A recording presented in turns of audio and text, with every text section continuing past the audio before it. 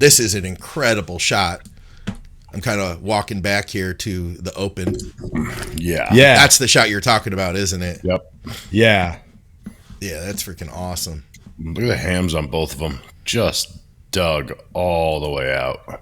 Yeah, great shot. You can see Martin's traps are actually thicker than Nick's. Yeah.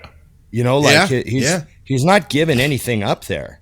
No, it's just it's a different physique. You know what I mean? It's like just it's a different physique. It's but equally pleasing, and that's crazy to see. I feel like he has improved a lot. I mean, gosh, when we were seeing him before, I feel like, you know, a couple of years ago he was still just like a kid. You know what I mean? It's like he had just turned pro, and now this is what we see after he's put a couple of hard years of work in to become a legit open pro bodybuilder. Hey everybody, welcome to It's Just Bodybuilding. I'm your host, Big Ron Partlow, and of course, Dusty Hanshaw, and the producer, Scott McNally. Remember to like, share, subscribe, comment, and ring the bell. Yes, sir. Remember, IamMutant.com. Go to IamMutant.com. Use your code Dusty20 or BigRon20. Get 20% off. Everyone should use their ISO Surge, get the all-in, and everyone should get on the gear. And, of course, I got to plug WestCoastIronOnline.com. Finally. Our merch online, yes. And I want to thank everyone who ordered a shirt last week.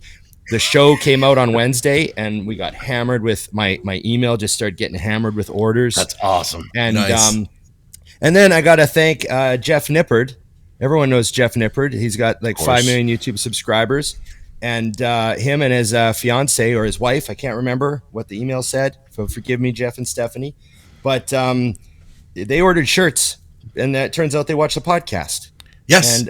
And it turns out you knew that, and I just didn't know that. Well, I forgot to talk about I didn't make an announcement or anything because I don't want to just like throw people's names out there and stuff, but they are part of the Patreon for the last month or so. So I sent them a message on Patreon to say, hey, thank you very much. And I always ask everybody, I say, hey, what's your favorite show? Where are you guys from?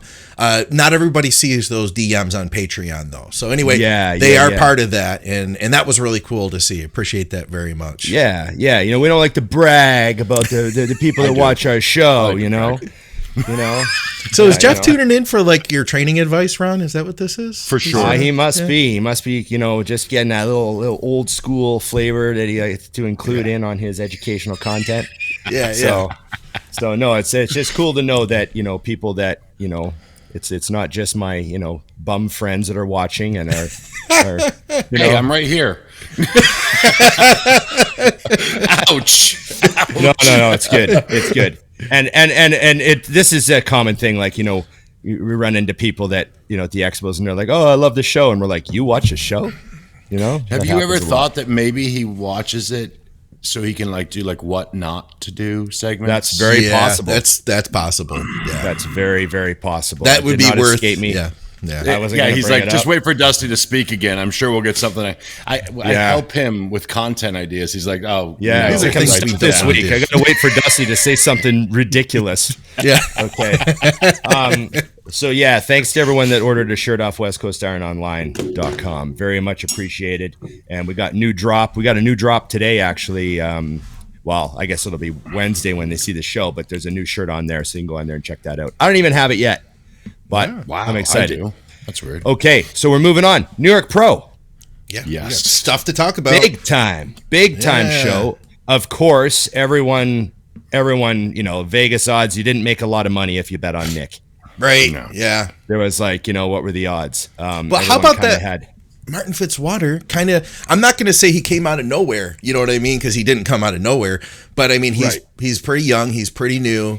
And he definitely showed up and did some major damage at this show. You know what I mean? Yes. Like, I don't know how many people were really seeing him as being like the guy who could push, you know, to get that close. Yeah. You know, Martin has obviously won a show already this year and punched his ticket for the O, and he got second at the Dallas who did he get second to Dallas again? Last year? A couple years ago? No, it was a couple years ago. Oh, I was just saying, I don't remember. You blindsided us. Yeah, no, I forget. Anyways, he got second, and And so obviously he's done really, really well. But the New York Pro is like, it's one of the big shows, you know? It's and here he is pushing Nick for the win, and that's just crazy. So congrats to Martin. And then of course see Antonio and Stu. Yep. In the top 4 there, you know. So that was pretty interesting show, man. That was a great comparison to those 4 guys. And what did you guys think? Well, I thought it was awesome because first off, most of the time at the pro level, what you'll see is somebody punch their ticket for the O and then they're done. They just shut down immediately. What do I have to gain by going to the New York Pro and competing against Nick, who's going to win? That kind of mentality. And that's why I love Martin, because he is a bodybuilder's bodybuilder. He's like, well, Nick has to beat me if he wants to win because I'm coming. And I love that. And he did push. And if you're a fan of bodybuilding and you came up when we did, Ron, then you know that that's what guys used to do. They would hit show after show, which is always a risk, so to speak. Plus, you're spending more time dieting, and I know it's just a little longer, but a lot of guys just shut it down as soon as they get it. So I loved seeing it, and I think it was a really good chess move, because basically now you're saying like, hey, I'm not coming here. I'm not making an appearance, a happy to be here appearance at the Olympia. No, like, I'm here to make a mark. And I pushed Nick, who, you know, everyone assumes is in that top 3. So where does that put me? And I think he's just put a lot of people in that, top 10 on notice. Like, I hope you're ready to come because I'll push you back. You know, and I do feel like you actually said it right earlier, Scott, because although Martin has always been he's been great. I shouldn't even say very good. He's always been great. He annihilates his old self now. When he came out 2 weeks ago, I was like, what have you been doing to bring everything up except for your waist, which you brought down, which was never a problem in the first place. Yeah. So super cool to see that for sure. And I also did like quickly Nick doing exactly what anybody with a brain that knows bodybuilding knew he was going to do, which was mute people who said he wasn't going to make it based on his guest posing. Oh, yeah. Yeah. I saw a great clip of Jay Cutler off his podcast last week. Mm-hmm. He said, these people that are saying Nick's too heavy, he's a week out, he's too heavy. They're forgetting that I was 290 a week out from the 2001 Olympia, and I stepped on stage 265 or something like that. Like, he dropped like 30 pounds in the last week. Because you know how Jay used to just stay so full as he could, and then he just made water hard, right? And so he just said people don't realize how some of us play the game differently. And and by the way, I was trying to remember who Martin got second to. It was Andrew Jacked. Oh, yeah. Okay. Dallas Pro a couple years ago. Yeah. So, and I had to throw that in because whenever we do a video and I don't quite get something right, people just go crazy. Like the Reacts video, I was like, Hamdullah Aklaba from Egypt. And they're like, he's from Turkey. And I was like, sorry. It's only been 25 years since I said his name. I'm sorry I got his country wrong. Oh, man, they lit you up on that, too. There's a number of comments down the page. Wow. He's from Turkey. Get it straight, guys. Right. I got the whole story right about the pro card and all that stuff. But, I got the country wrong. It was just, and now you know why they use Dusty 20. Anyways. Yeah, I know. Get that stuff wrong. But I thought that my favorite shot was the back double between Nick Walker and Martin Fitzwater. There was just a shot of them doing back doubles, and I thought that was the shot that Martin kind of hung the best in. Yeah. Here's a shot of all four, the top 4 here of them. Yeah, Martin's glutes are tight, hamstrings shredded. Yeah. But he looked great, man. I thought that was a great shot. Yeah. And you could see the thickness through Martin's back. He can hang. That's why he wound up top 2, man. So congrats on that. It was a good show. Did somebody tell me that the score wasn't too far off either? Actually, I think I've got it here. Let me see here. Yeah. Let me see if I can pull this up. Nick had a 4, 4, and an 8. And Martin had a 5, 5, and a 10. So it was straight seconds then. Oh, okay. Okay. Yeah. Right on. 448-5510. Yeah. Right on. So, but hey, good show, Yeah. Great show. We had somebody who commented, and this is before the show happened, and he said, it's funny how so much of the industry nowadays says how peak week shouldn't be extreme protocols and you shouldn't expect to make a massive change the final week. Then Nick Walker comes out looking like that, and these same people all jump to defend him. But he hasn't had his peak week yet. The reason is because he's way bigger. People have to understand there's a different thing. I mean, I can give a perfect example. Nikki's entire last week was no changes, and the day before the show, Ron had given her diet for Friday on Thursday. And we didn't need weight or pictures all day long because there was no diuretics coming in. There was no water manipulation. There was no nothing. She's 126 pounds. Yeah. There's no, like, the manipulation could only, the risk of going backwards is enormous versus the risk of going forward and being much better. So I think that's the part people don't realize. And that, what we're saying is, don't think when you're 100 miles off and you've never done this, that you're going to pull it together real quick. Because I'm the same. I mean, you know this, Ron. In 2010, when I did my first pro qualifier, at weigh-ins, they took a picture of me. And because I had just won junior nationals, I was getting torn up online. They're like, he couldn't hold his condition. He must have fallen off of his diet. And I think we pulled 17 pounds that night. And I woke up the next morning and I took one most muscular picture, sent it to Dante and said, post this on the internet. It's like, no, just wait. And that's the thing, is it's each athlete is different. So it's not they're talking out of both sides of their mouth. It's just understanding that shouldn't be the game plan for every single person. And it wasn't always for me either. And it wouldn't necessarily be how Ron would handle Nikki if she competed in a year. You don't know. Yeah. Oh, yeah. Also, what is actually, how many changes are actually occurring? And I think that's the main misunderstanding with peak week is people think, okay, my carbs are going to change, my fats are going to change, my electrolytes are going to change, my water is going to change, this is going to change, this is going to change. So they think there's 10 things changing, but I bet Nick just basically changed like 2 things to drop that water weight. Yeah, that's what I had said to the guy too. He just needed to dry out, and he needed a few more carbs. So he probably ate some carbs, reduced some water. He had a week to do that. I wouldn't call that like working magic by any means. No, you know what I mean? No, I wouldn't call that a huge peak week. And it probably mostly occurred within the last, the water part would have occurred within the last 24 hours. Yeah. So his week probably didn't change that much at all. And that's the main misconception with peak week. Isn't how much will you change? It's how many changes are you making? Yeah. Good point. And that's the main misconception is people expect there to be like a dozen variables tweaked. But, like all Jay did was probably take some diuretics.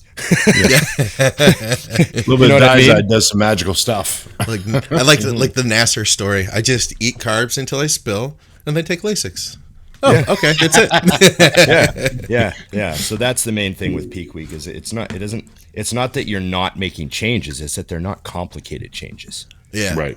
Yeah. So now what about, I got to mention, can you pull up the guy that won the 212? Oh, let me see if I can find him. But carry on with the conversation as I look. I have to say, I didn't tell you to do this, so we don't have it ready to just yank right up. But the 212 was awesome. Yeah. I thought that, everyone's talking about Nick Walker, obviously, because, that's the men's open is the big class. Yeah. But the guy that won, Ole Krivier?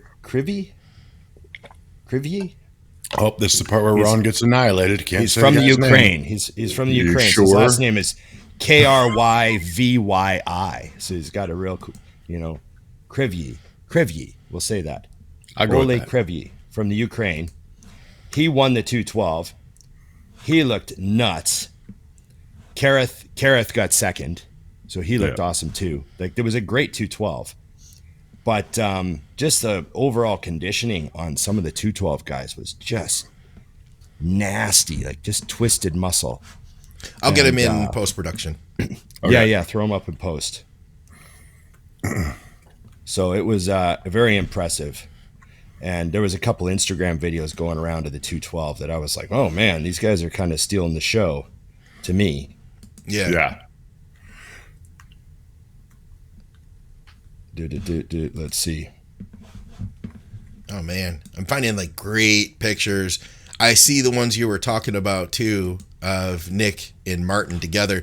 This was, sorry to go background, but I just found that exact picture you're talking about. This is an incredible shot. I'm kind of walking back here to the open. Yeah. That's the shot you're talking about, isn't it? Yep. Yeah. Yeah, that's freaking awesome.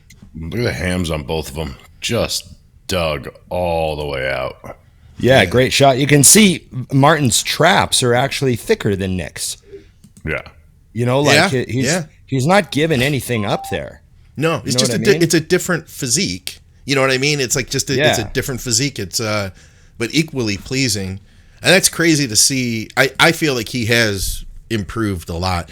I mean, gosh, when we were seeing him before, I feel like, you know, a couple of years ago, he was still just like a kid. You know what I mean? It's like he had just turned pro, and now this is what we see after he's put a couple of hard years of work in to become a legit open pro bodybuilder.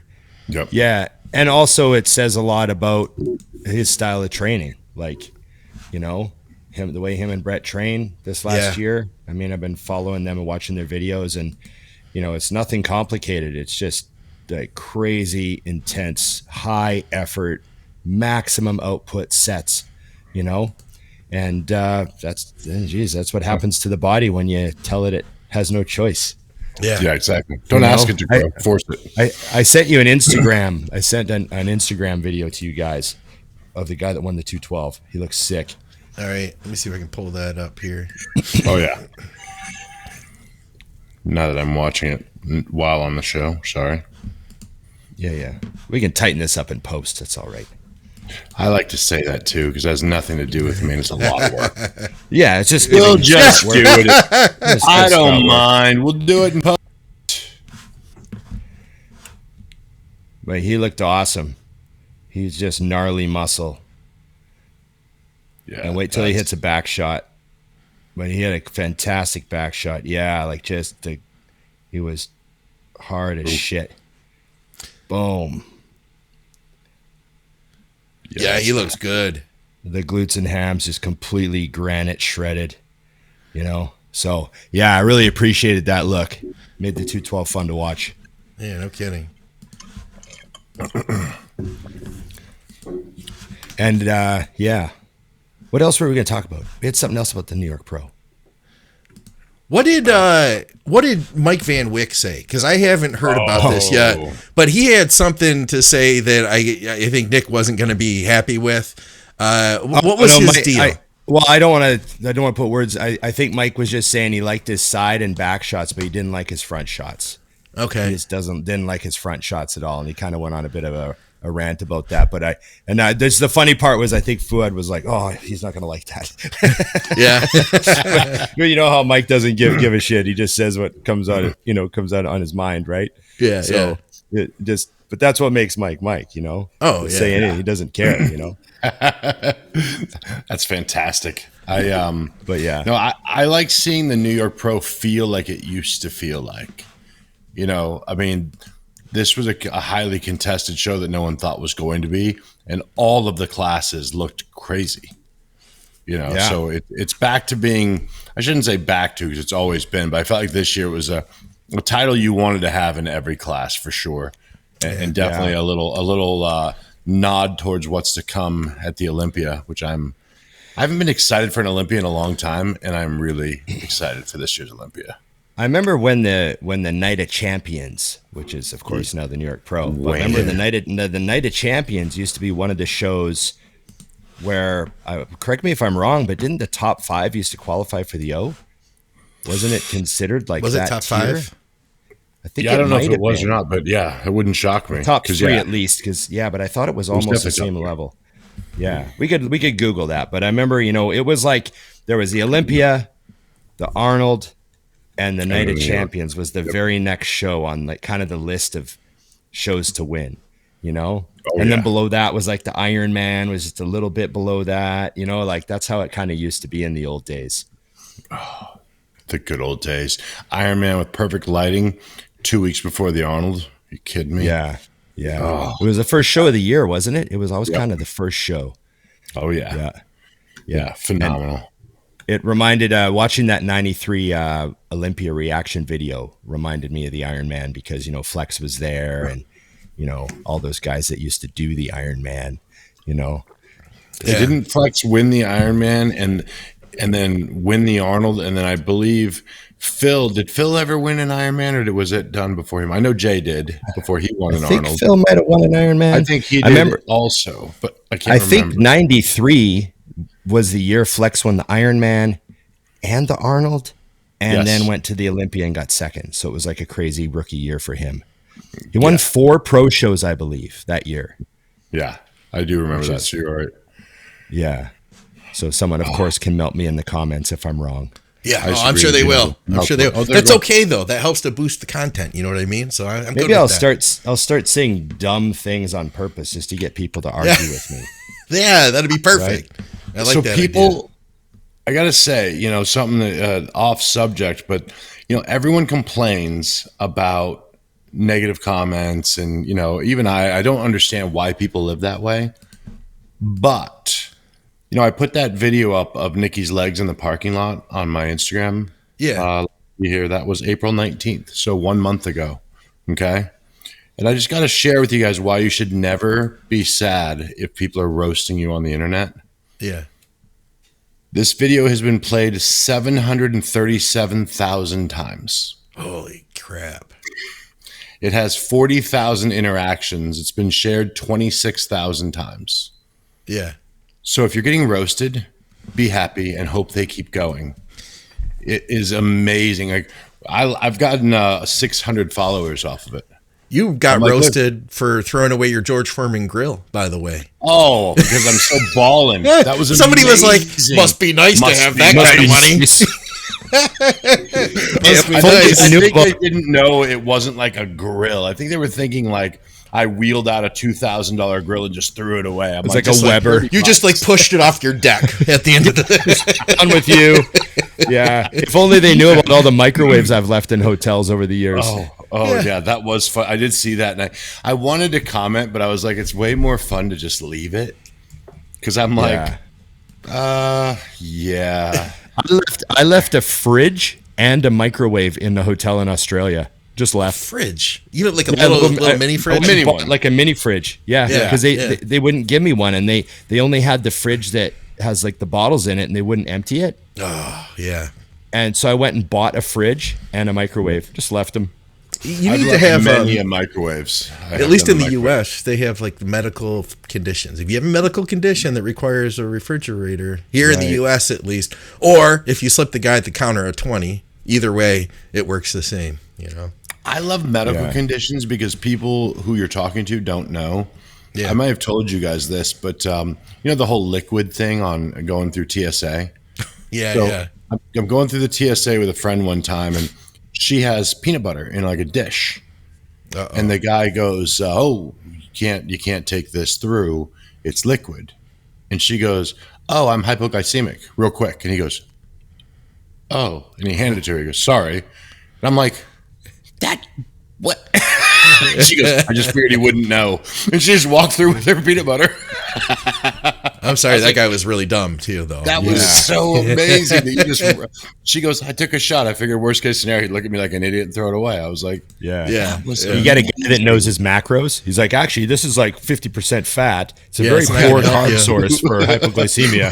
Well, dumbass, this explains why you're not in great shape because you don't even know what this does. You can spend $17 on a Snickers bar after you get through the line here. Yeah. 17 exactly. Yeah. They're pretty much that much at grocery stores now, but whatever. Yeah. So I have a couple questions, and I don't know if you guys are going to have a good answer for this one. Probably but it's an equipment question, Ron. Now, I just don't know how many different brands there are. It might just be me. I may not have paid attention to the different brands. But Gabe had asked us, what are your top 3 chest-supported T-bar rows? Do you see what I'm saying? I kind of feel like it's just it's a bar and a pad. There's a big difference. So yeah. I like, for example, we needed another one. So we just quickly bought a Nautilus, which is kind of based on the old Flex Fitness T-bar. Yeah. And I hate it. I hated it. So we sold it. And it really pulled forward. Like it had like a huge forward pull, and it was kind of made for shorter people. It was the worst T-bar in the world for me. And I hated it. So there is a difference. I like the old Icarian, like the Precor one. I like that one. That one's great. We have that one. And Body Masters makes a great one. That's like no fail. It's, I like the ones that feel like they're more pulling down and not forward. Yeah. I'm going to look this up real quick. So, Arsenal's current one is fantastic. With the adjustable, it has really adjustable handles on it. Yes. Yeah. That one is great. And actually, I got to pull this up real quick because I sent a picture to Lance to discuss it, because I was not aware, geez, we text apparently way too much, that this company, Dynamic, used to be connected with Arsenal. So they have the same exact one. Oh.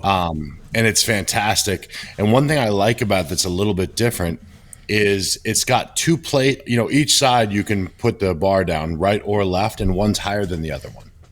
Yeah. Okay. Which is, if you think about it, that's one of those deals where it's like, if you have short arms or you're a shorter person in general, like it actually matters. Or if you fail and you're like, you can't get all the way up to the high one, you can kind of just toss it to the left. Yeah, and you're good to go. So I love that one. It was funny because the dynamic stuff, the reason it came up is I was in the gym at this 10-star by us, and he's got a couple 8 stacks of theirs, but the welds aren't like, I'm OCD with stuff like that. Like when I used to weld, they had to be perfect. They needed to look good, and the welds looked like I had a few too many to drink while I was doing them. Yeah. So I was like, I text him a picture. I go, is this a real company, or is this like somebody kind of making stuff in their garage, but it happens to be awesome because the equipment's great? He goes, no, it's real. And I told him about the welds. He goes, that's kind of across the board right now in the industry. I was like, oh, no kidding. That's funny. But that's funny. That is an awesome stack, by the way. If anybody gets a chance to use them, I love it. So, the funny thing is one of my favorite chest supported T-bars is an old Apex. Like an old Canadian brand. They're just the cheapest looking T-bars, but we have one at our gym and we've welded it twice, and then the arm kept breaking off, like the support arm. So we got a big iron one just bolted onto the frame. He refused to let it die. Refused to let it die because it's got such a great feel. It's got a real like up into you feel, like it goes down to the floor and not forward. Yeah. And everyone at our gym loves it. I mean, it needs to be like repainted or something at this point, but this like Mad Max arm bolted onto it that you can drop things onto. And Lance, it wasn't Lance. It was Brian at America's Gym in Chicago. He had a TK Star that was unilateral. Oh. So you could get on it and do one arm at a time, like the left side and then the right side if you wanted. Huh. And there might have been a pin that TK went through Star. to lock them. So you can lock it if you want to do one. Yeah, I think there was a pin too, but I know it was at least unilateral. It had separate handles on it. So that was a really cool looking T-bar. And I got on it and gave it a feel, and I was like, oh, damn, this is like a rare piece, because I'd never seen one before. He said they were hard to get. They were hard to find. Yeah, I don't even see any pictures. is a good idea, because I put a lot of my clients, I would get a video of them doing like a hammer, like a DY row or something, which I love doing. And I'm like, ooh, I think you'll connect better unilaterally. And then they'll switch and I can see it. Like they're having trouble pulling all the way through. So that'd be cool to try that with a T-bar. I never even seen that either on. Yeah, it was a neat piece, and I'd never seen one before. So I will say this about the Arsenal one. I remember they had one at the West Bloomfield Powerhouse out here, and it was less than a year old. And you know how people will like slam it down when they put it down. the bottom of the bar was already bending. Like it was, you could see raw metal and you could see like the exposed metal and you could see where it was kind of starting to tear away on that spot where people would, aggressively drop it. So that, I mean, it would never happen in my home gym because I'm using it once a week. You know what I mean? For 4 sets. And exactly. And I'm going to set it down real gently. But yeah, I was surprised to see that. It's the only time I've ever seen one of those bars like actually snapping or close to snapping, a year in. It was like only a year old. This was a while back. This was like it was back when Arsenal was getting real popular. I think Arsenal's, I think their warranty is like 16 days, from what I understand. Beyond that, buyer beware. I laugh because Arsenal is obviously so popular, but as people have it in their gyms, I see it. Oh, leave. TK Star. Sorry. You're fine. You found it. He's excited. I see things that excite me. I think I did. Is this it, Ron? I don't know if this is it. You found it. What am I looking at? Yeah, that looks like it. I mean, that looks like two of them side by side. Yeah, okay. This is like a modeling photo shoot. What is going on? Why? They've got the lighting and the trees. It looks like it's like a wedding announcement. Yeah, it does. A wedding picture or something. Oh, that's amazing. I'm like, why are these outside? Joined in matrimony. Yeah. Oh man, that's be like a good spot for your dogs, Dusty. We could get a picture of your dogs. I figured the only way I could, get Ron to come to my wedding was if I brought equipment and put it on the side there for him to look at. Yeah. But buddy, I got the unilateral T-bar row. You sure you don't want to come to the wedding? Yeah. Can we do a set? Look. Yeah. You got time. Go for it. All right. What about here? Oh, I actually found it. Oh, you did. What's this? Is yours in a meadow? I like the one in the meadow. Yeah. I'll send you a picture. All right. I was like, are you going to show us? You're just holding us back. Yeah, no. Here we go. You want to put it up in post? We can. It's got a picture. We can throw it up. We'll throw it up right now. There we go. I found it from the Mutant on a Mission episode. I knew exactly where it was. Oh, no kidding. Just pulled it up. Double duty. Oh, I have used that. Yeah, that's the TK Star. That's the one that Brian has at America's Gym in Chicago. Here it is. Now Mike's going to have to get one. Oh, yeah. For Iron Asylum just because he saw this and you said it's hard to get. Yeah, make it a challenge. Yeah, he'll have one next week. Yeah. For sure. If he doesn't have one already. Yeah, he probably has one. Yeah. He's like, I have 3 of those. What are you talking about? Hey, what do you mean? You don't have one of these? Hey, this reminded me. I had a question. So this is a question I wanted to ask, and it comes off of we're talking about a lot of negative comments today. So somebody named Juicebox 853 commented on our reaction video with what's his name? Why is my brain not working? The guy thank you, Rich Piana. And he said the Crown Vic was probably the only car he owned. Not only his muscle was fake. So I'm not going to really necessarily address that comment, but it did make me think. We talked off the air about how he made his money. Because I'll be honest, I didn't want to ask on the show. I was like, I don't know how this guy makes his money. Maybe I shouldn't ask on the podcast. So yeah, he's retired from it, so don't worry about it. Yeah, I asked afterward, and you told me on text, but I wanted to hear a little bit about it. How did he make his money to be able to just live I don't that know cool how he life? I don't know how he made all his money. But I know that he did have a bunch of real estate. I know in 2008 when the market crashed, and like everything went like down and everything was on sale. I know that he bought some condos at that point because that was a big entry point for a lot of people, right? That's when I got my house. Yeah, it was like a big entry point. Yeah, 11. Yeah, so I guess it was a little after. Yeah, that. So I know he bought a bunch of condos. And that was like a big deal because obviously everything bounced back over the next couple of years. And even by 2010, 11, it was like way up. Like you had tons of equity if you did that, right? Yeah. So that was a big move for him at the time. So I know that was a big deal. And I know he did own those cars because I rode around in at least 2 of them. multiple times. So not on one trip. He didn't re-rent them every time. He didn't re-rent the Bentley to go to Vegas that time, and he didn't leave the Land Rover running on the side of the road by accident just to show off a rental. Yeah. That's for sure. Well, listen, I'm going to tell you guys something. We don't really have a lot of listener questions here. How does this sound? What if we put this thing on pause and we go live on YouTube and we just ask people for questions for the next half hour? Or however, that's amazing. However long we have left on the show. How's that sound to you guys? I love it. Oh. Thought we had some over-unders? We did have over-unders. We could do that instead.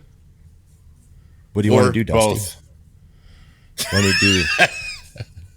Yeah, we could do whatever you want. All right. I just was thinking... free ball.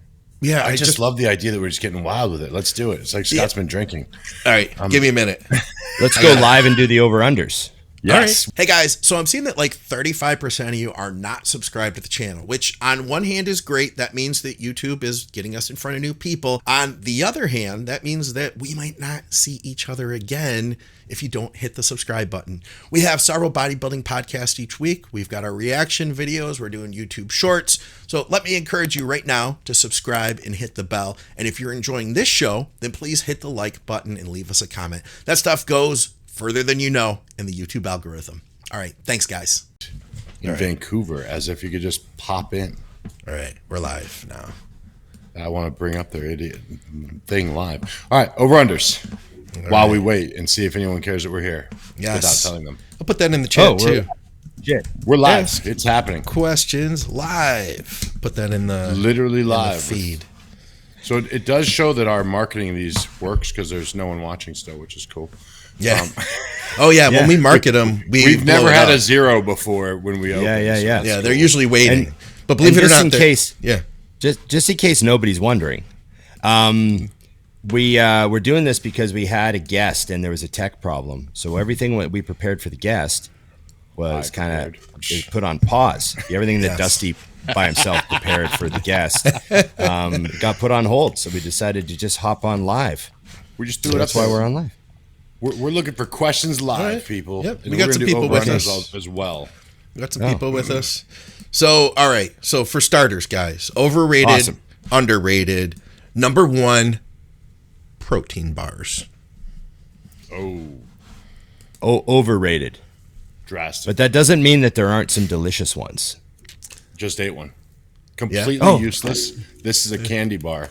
Yeah. That has a little bit of protein and it is so good. And the name, That's my favorite one. Are you kidding me? This is my favorite one. Oh, it's so good. That's the one you have in your gym too, Ron? Yeah, we sell a ton of Anna bars at our gym. I haven't tried those yet. 18 grams of sugar, 20 grams of protein. Wow. You know when you have a certain flavor that brings you back to like a time? Yes. The Metrix cookie dough bar. Those Metroflex cookie dough bars. Oh man, I don't care what's in them. They might as well just be Mars bars, but they're delicious. Yeah, those are good. The little tiny chips, the little chips for the texture in them. Yeah, they're delicious. Those are the best. Yeah, those are fantastic. You just gotta be careful. You eat too many protein bars, especially these low carb ones, and you gotta be careful you don't shit yourself. Yeah. Okay. Never good. So I'm gonna say, there's a time. It's still tough. It's tough because I'm really liking these barbells bars that they have out now, and there's like 20 grams of protein and a good amount of fats, and the proteins, the carbs are pretty low. But put it this way, my dad doesn't eat anything. Like he'll eat like 2 bites of chicken and like a cracker for it's like all he eats the whole day. And he just doesn't like the flavor of anything anymore. And I gave him one of those bars and he ate the whole thing. Loved it. So goodness. It tastes like a candy bar. They're good. So it's hard for me to say. It's hard for me to say overrated because I bought like 2 cases of them and I make sure like I'm just going to eat one every day. It's like my treat now. Right. Yeah. That's a fantastic treat. Yeah, $3. Okay. All right, next one: mixing pre-workout with water. What are you supposed to do with it? I guess you could dry scoop it. Put it in their mouth. They dry scoop it like morons. It's just ridiculous. Cough it everywhere, and you're supposed to mix it with water. It's a drink mix. So what do you say? Underrated? The whole dry scoop thing was just stupid to me. blew my mind that people, it's like eating Tide Pods. Like you're just doing something ridiculous for an Instagram reel. Mix it in liquid and drink it. That's what it's for. It doesn't have to be like a big deal. I mean, you can literally now with them. The other thing is I suggest reading the directions because I gave my training partner and friend John a bottle of the Mind FK, we'll say, for the show. And he goes, it's a little light in flavor. And I was like, no, it's not. He's like, yeah, it is. I go, what'd you mix? And he goes, a liter. I'm like, it's a lot of water. 8 ounces. 8 ounces. It's like, well, yeah, everything's light if you mix it in 7 gallons of liquid. Yeah. So yes, you'll be happy to know he made the show with that. I like mine more like an espresso. I want it to be just like a little bit of water, and I kind of swirl it around and everything, and boom, throw it back. That's what I like. That's what I do. And then I give the shaker a little rinse because I mix it pretty heavy, so you got to give it a little rinse. Boom. Yep. And then you drink that too, and then you're drinking plenty of water on top of that, so it's not like you're not getting fluid in, right? Yeah. All right. Glad we can all agree on that. Okay, overrated, underrated, IKEA. Ooh. That's a good one. I've been disappointed with one thing that I ever bought from IKEA. Everything else has been pretty good. I do try not to buy from IKEA anymore because I'm done building stuff. I'm going to say overrated, though. There we go. I was waiting. Drastically overrated. And the reason for that is Wayfair. Just type it in, see it, send it to my house, white glove service, have them make it for you. I don't want to. Good to go. There you go. So, yeah. I can't argue with those things, but I'm going to say underrated. Just going against the grain. I like he does it for cardio. I like the IKEA. I like the IKEA experience. So I go there. We like going to the store and walking through the different. Yeah. And it's maybe like once a year that we go. It's not like a regular thing. But there was a time that if you went into my apartment, like everything I had was from IKEA because that's what I could afford.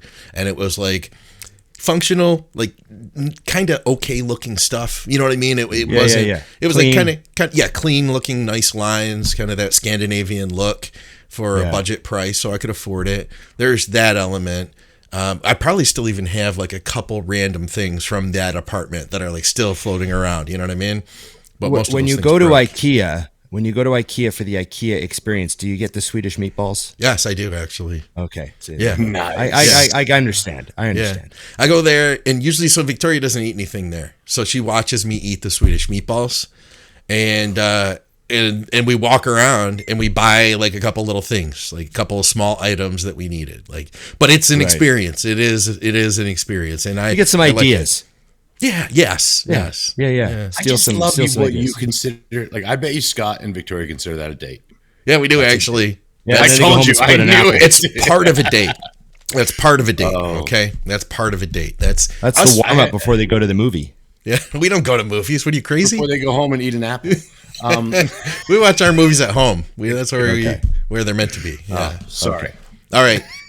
Okay. Overrated, underrated, taking a nap. Oh, underrated.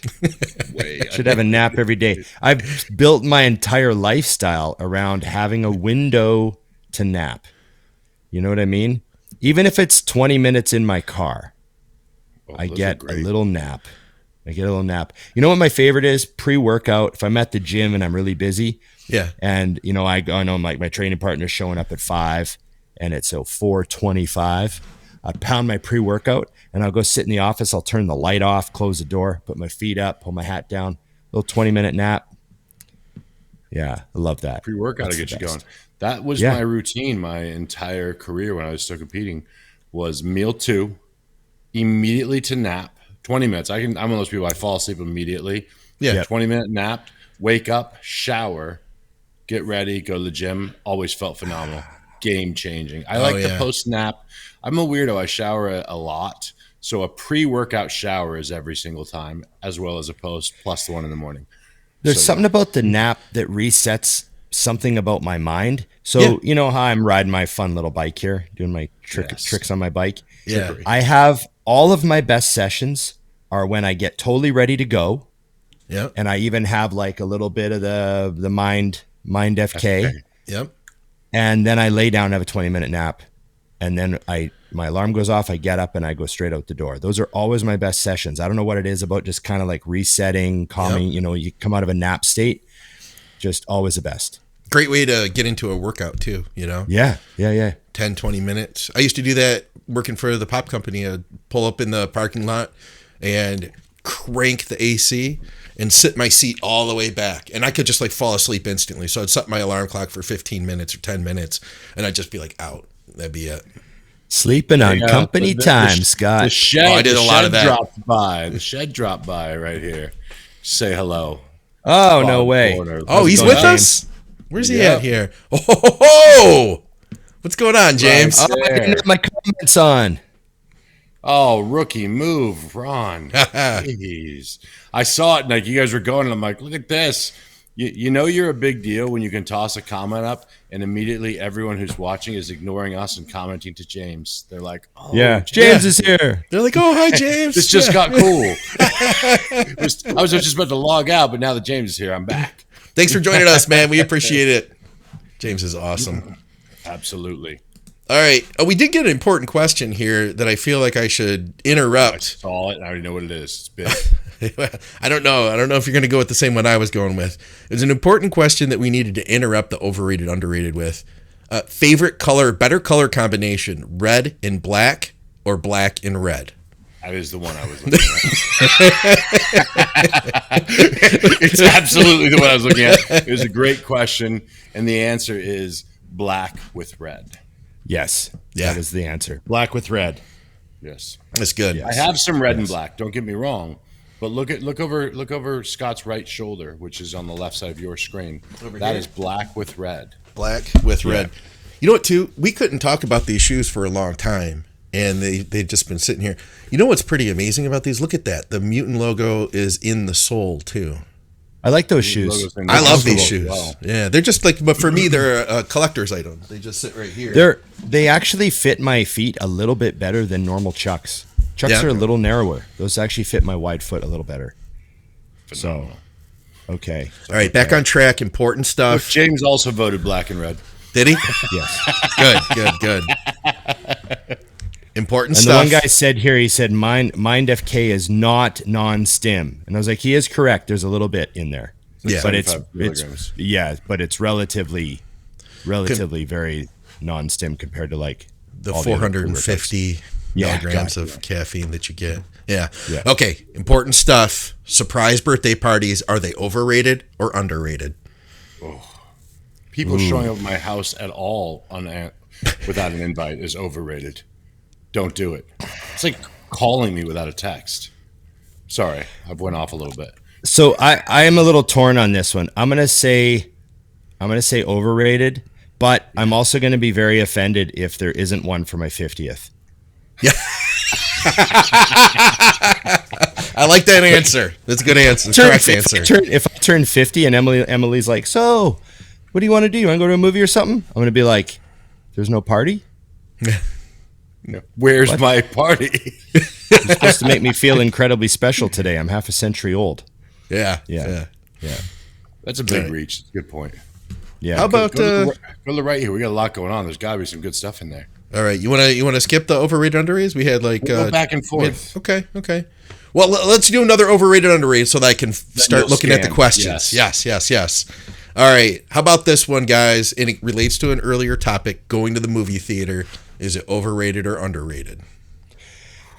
I say underrated. I still really enjoy going to a movie, and we don't get a chance to do it often. And I know like the staying at home with the dog and watching a movie with the dog, that's awesome, like all that stuff. But something about going and seeing a movie, like the right type of movie on the big screen with the sound system, like a lot of movies you don't have to go to a theater, but a movie like, for example, the Top Gun that came out, that sort of thing. When you go see that at a theater, you get the experience, or Interstellar, for example, you get the experience the way the director intended it, because some of these movies aren't made to watch at home. They're made to they're made to be immersed in, like dunking you in a tank of water and being completely surrounded and overwhelmed with sound and a giant screen and all that stuff. And, action movies like kind of tend to lend themselves better to that stuff, or big epic, visual, space movies and shit. They're made for that. And so the right type of movie, I think it's best to see it in the theater. There's certain movies where I make a point. I'm like, we have to go see it in the theater. Yeah. Yeah. I can see that. You've left out a very important part, in my opinion, as well, which is when you go to the back theater, row hand job. That's always great. Underneath. No, you go all in, right? I'll watch a movie on the couch, just sit down and watch it. But I'm like, we have to spend $700 on popcorn real quick because I have to have it. And I will. I'm going to smuggle in my purse the M&Ms. I'm not getting screwed on those that go in the popcorn. Peanut, of course. Yeah. But you do the whole thing. It's like a whole get up. Plus, I like that you can reserve your seats because I'm not getting there early. Yeah, the VIP theater was a great invention.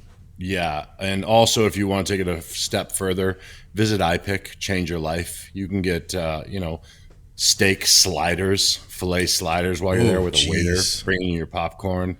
I like Very that. nice addition. It's a little more expensive, but it's just like flying business. It's worth it. I also put a lot of effort and time into making sure I perfectly plan my fluid consumption. Because, they're not going to put it on pause for you. They're not going to pause that movie. So you have to really manage that well and sip your Diet Coke just at the right pace. And depending on how long the movie is. Yeah. Yeah, that's a good thing. That's a good idea. Again, back row. You can always just piss in something. Do what you got to do. Yeah. All right. Yep. So we got some questions here. What to put on rice for flavor? I don't put anything on rice for flavor. Just sea salt. Eat the rice. Yeah, that's enough. Yeah.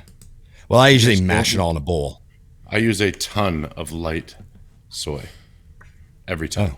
Oh, really? Okay. Yeah. Do you want to know an interesting fact about me? Yes. No.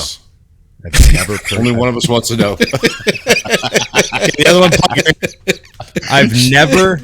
I've never purchased soy sauce. Really? I don't like it. I have no use for it. I might be you. Ron, because I don't think I've ever done that before either. Every time I get a takeout order and there's a soy sauce pack in there, I just throw it in the garbage. Yeah, I don't use it either, believe it or not. Yeah. It makes perfect sense to me since you also don't like sandwiches. So, except for Subway. Judgments are all over the place here, but oh well.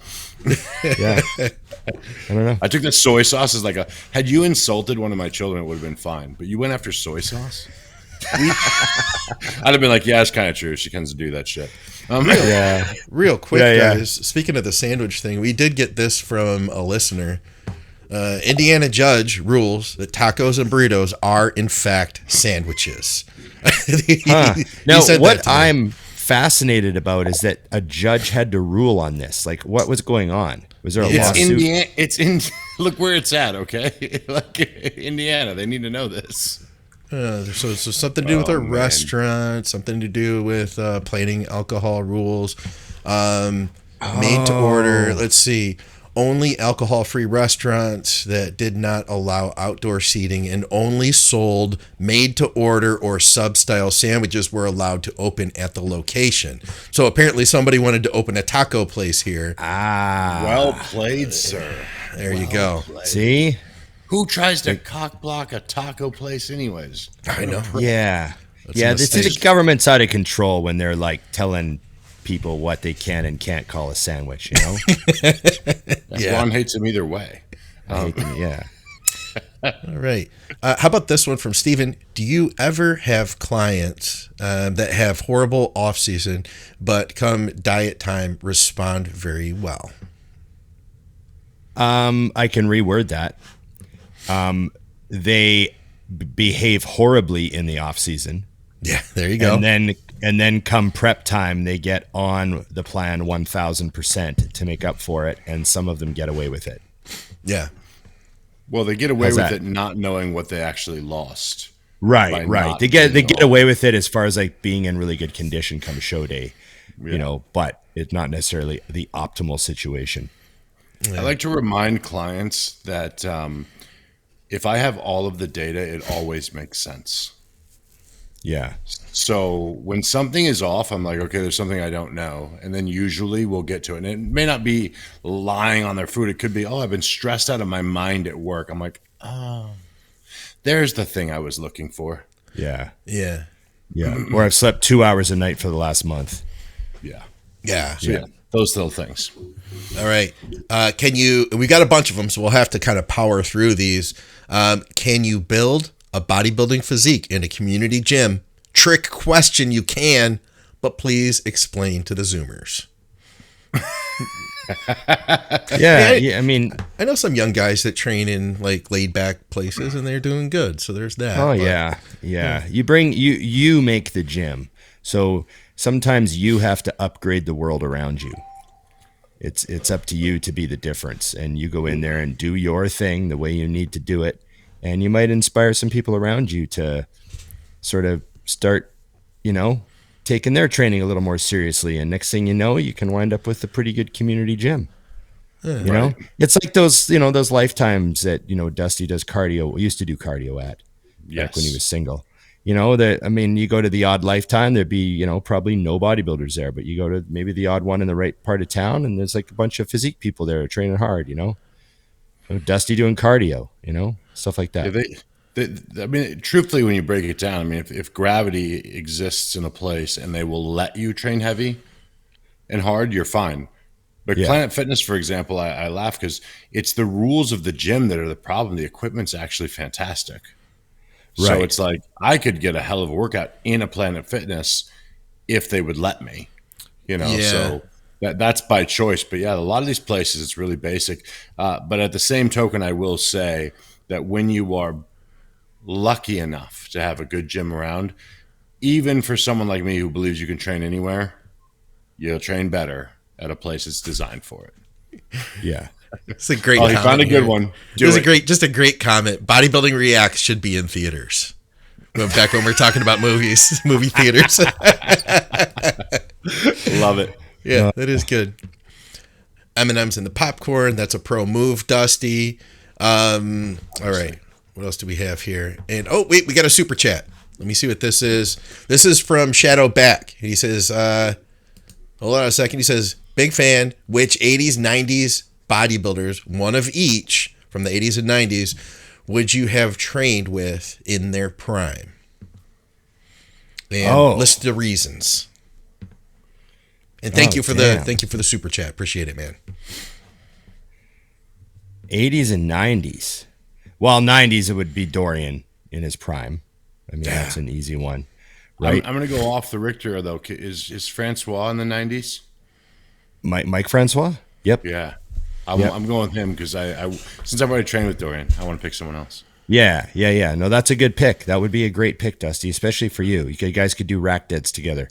If I had to say 80s, I would say, there's a lot of cool guys, but I would say like someone that trained at Gold's Venice in the 80s would be my pick. Yep, me too. You know what I mean? Yeah. Because you just want to be around that. Like maybe training with Mike Christian or something because he was like at Gold's Venice every day, Right. Plus, he was my height. We wouldn't have to move bars. Yeah. That's what I was thinking, too. Like, if you're training, I don't care who it is. If you're training with somebody at Gold's Venice, you're in Gold's Venice in the 80s. And if you're training with Mike Christian, he's going to be, like, cutting it up with everybody and having a good time. Yeah. And if anyone messes with you, Mike's going to knock him out. Oh, yeah. True story. Love you. Through a window. True story. Through a window. Yeah. Yeah. No one will mess with you. You could walk the streets of Venice safely with Mike Christian. So he has a picture of Mike Mentzer as his avatar. Shadowback does. I would say I wouldn't want to train with Mike in the 80s or the 90s, early 90s when he was still around. But like I'd like to hang out with Mike Mentzer in like the 70s, back when him and Ray were like doing their thing before he like had. Before Heavy Duty became like 3 parts removed and turned into something else, like the early days, I'd like to get with him in the 70s, maybe. Yeah, that'd be cool. For sure, that'd be cool. Yeah. All right. Before he was badly embittered by the 1980 Olympia. Yes, before that. Holy crap! We got a super chat from IFB Pro James Hollingshead. My man. Thank you, James. Yeah, I was gonna say I noticed he was at Metroflex Arlington, and we've talked about the experience of training at Metroflex Arlington, and I trained there in the summertime once. And read his comment there. What does he say to? Yeah, for the audio Metroflex people? Arlington is essentially a garage gym, but gets the blood boiling in the best way. Rusty barbells and old machines. Yeah. Yes, 95, Big D 95. Heck yeah. So. But yeah, Metroflex Arlington, I had a client message me. He travels for work a ton, so he always messages me like a random city he's going to be in. Like, I'm going to be in Dallas. Where should I train? Or I'm going to be here. Where should I train? And I said, well, you got to go to our Metroflex in Arlington at least once while you're there, because it's like, it's like training in a historical landmark. Serious question: cleavage or side boob? Side boob. Sorry, some things I just react to. It's real quick. Yeah. Side boob is real. Okay. Oh, Yeah, cleavage can be faked. Cleavage can be faked. Cleavage can be Side faked. boob is real, purchased or otherwise. It is real. Side boob says a little bit more about what she'll do. I'm going to agree. You know what I mean? There's a lot of girls pushing cleavage out there, but they're not really. It doesn't mean they're not really anything. going to do what I need them to do. No. Side boob is a little more like, I gotcha. Okay, you're on the team. Yeah. Fantastic. It was good. Do you think 3 exercises for and chest day, once a week, incline Smith, flat hammer, chest flies is enough? Because by that I hit anyway all angles of the chest. Or would you add any additional moves to that? That's plenty. Yeah, that's plenty. People, technically for the pec, 3 different movements would be plenty. It's all about your total volume and performance of the exercises. Yeah. There's lots of times where I'll just do three different chest exercises in a workout, as long as I feel like I've hit everything, it's nice to have variety, but yeah, 2. I've done 2 before. I never do 4. Yep. Oh, we got another super chat here. Wow. So It's rolling. Biggs, Mike's. What does he say here, Ron? Read this one for us. 100% true. I worked out at a Lifetime for years, recently switched to Destination Dallas, and my training has improved. Better atmosphere and equipment. Have you been So to he's talking Destination about- Dallas? Yep. Yeah. I thought so. Yeah. I thought so. Definitely. What's that gym like? You definitely train hard there. It's like, it's the Gas Better Bodies home gym, right? Yeah. And it's a little rough around the edges. They got lots of good stuff, lots of good equipment, but it's got the kind of rough edge, Dumbbells are a little messy, music's loud. They got 100-pound plates on the leg press, James weighs in arse over everything. I thought he was a foot guy. Well, he's not counting that. That's true. I actually, See, a friend of mine said a thing. He said he sent me a meme that said, "Marry the ass, buy the boobs." Yeah, That makes sense to me. yeah. I had a friend that used to say, tits are like air conditioning. You can just get them put in later. It's very true. So many times.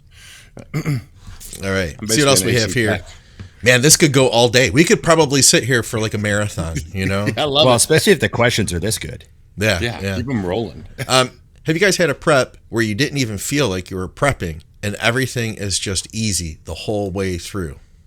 Yes. Yeah, I had a couple. They're the worst. Where I was like 3 weeks out, and I was like, this has been fun. Yeah. Yeah. Did you find you were almost a little stressed though when it goes easy, because you're just kind of like, is everything right?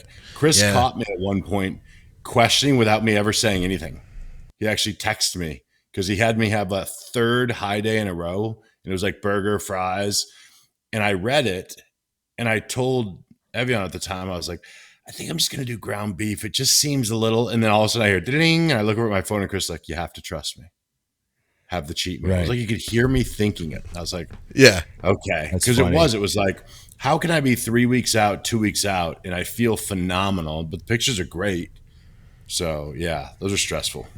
Chris did this kind of the same sort of thing to me. I was 3 weeks out one year, and I had started the prep small, clean, and lean. So it was one of those grow into the show years. Yes. And I remember I kept saying, like, man, like, I'm on a lot of food.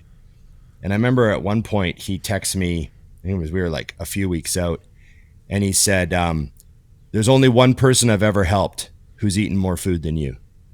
And it was Jay. And I was like, oh, wow. And he goes, but I know exactly what's happening right now, so just keep eating. And I was like, nice. Okay.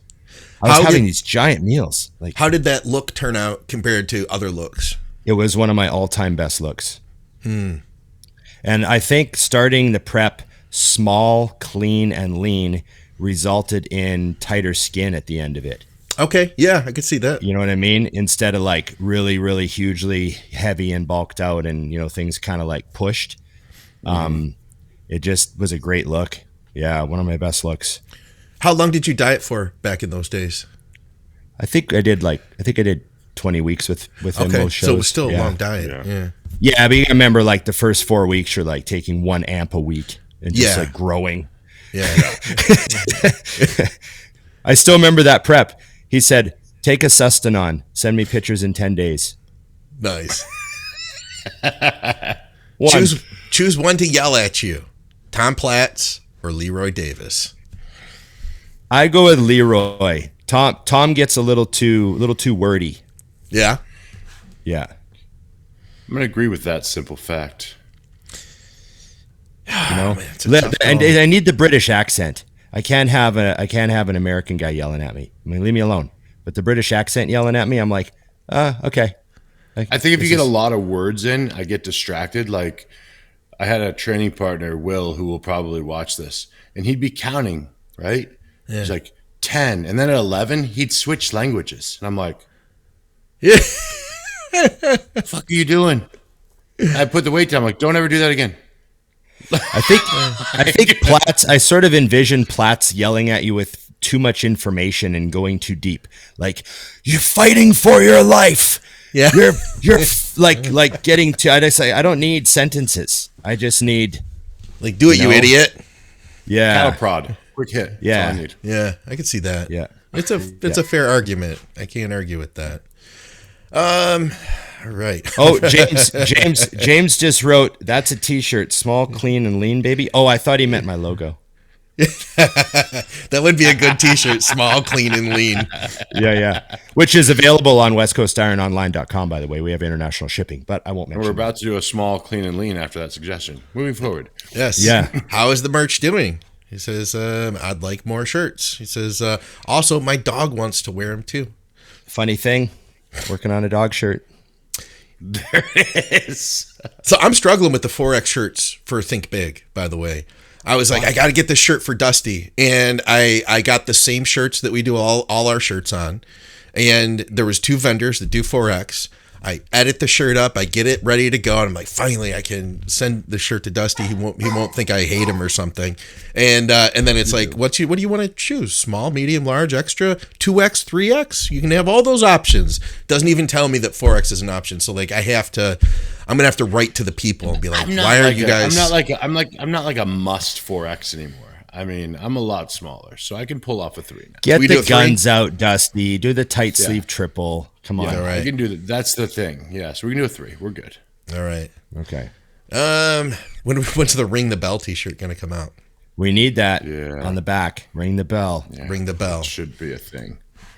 All right. Let's see what else we have here. We'll see if we can wrap this thing up. We're going to do a reaction video, guys. We just kind of came to join you last minute here. What is your opinion on pre-exhausting chest with flies? Is it beneficial or minus? I did it last week. Yeah. Did it today. Oh, there you go. I got no problem with it. I'll pre-exhaust my quads with extensions and then go to my presses and hacks. So why not do it with your chest? You know? Well, my shoulder being injured, I found that actually had helped my pressing. Oh yeah, I can see that. Opened it up. So I did it because one week I was just really tight, and I went, I think I'm tight anyway.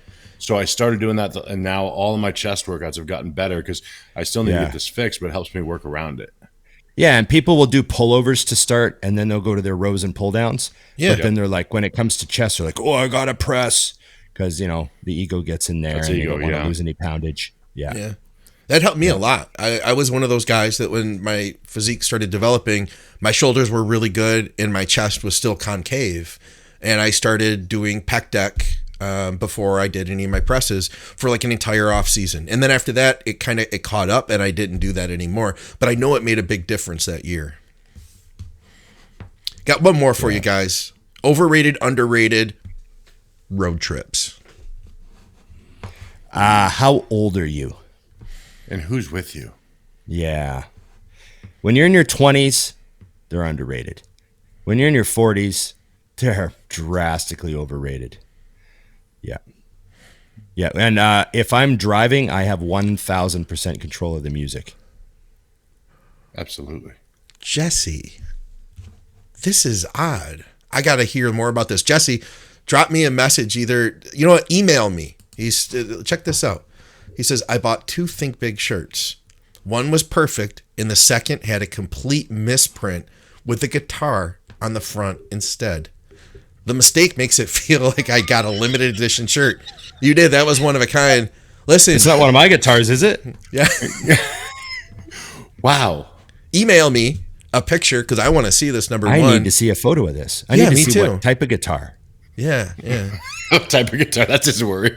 Yeah. My concern is it a Gibson SG or a Fender Jaguar? Because then you really got a good shirt, better than our faces on it. We did get a question for Ron too. It was like some sort of guitar related question. I want to see if I could find that. Oh no. It was something about Dave Grohl, I think. Didn't he die this week? Did somebody die this week? No, God, no. No, somebody died this week. I was supposed to pull up for Ron. I just saw. And I was like, I don't even know who the hell this is, but this seems to matter. I'm going to look it up real quick. Here it is. Here it is. It wasn't anything about Dave Grohl. It says, Ron, or death. Would you rather be Dave Mustaine getting kicked out of Metallica and starting Megadeth, or Newsted getting kicked out and joining Voivod? I don't even know what a Voivod is. What's a Voivod? It was like another metal band that he did. They did pretty well. Yeah? Yeah. Well, I mean, they both had plenty of money by that point, so it's kind of moot. But I don't know. You would have been on MTV with Megadeth. There's that. Yeah. I saw Megadeth on MTV, so. I don't know. I think I really like Jason Newsted. I think he's a really cool guy. Yeah. So I'd probably go. And he took the high road when he left Metallica. He took the high road. Dave Mustaine got kicked out for being like too much of a boozer and a druggie and like causing issues. So that's why he got booted. And Newsted got booted for other reasons. And Metallica actually, I think, regrets that. But whatever. All right. Well, that wraps us up here. Take. That's my take. That was good. And just so everybody knows, we had a guest. And, Steve Albini died. That's what they're talking about. The gambler here. He was a producer. He made like Nirvana's album In Utero, and he made the Jesus Lizards album, and he did, a bunch of awesome albums. He had a really cool way of producing albums. He captured a real raw sound, very like underproduced type of an album he would make. He would really capture the band's live essence. Yeah. And he also didn't like to be paid a lot. He wouldn't take points on albums. He wanted to be paid like a plumber. He said, you pay me for my job and that's it. I don't take points. I don't take back end. I'm not taking percentages. That's your money. You're the band.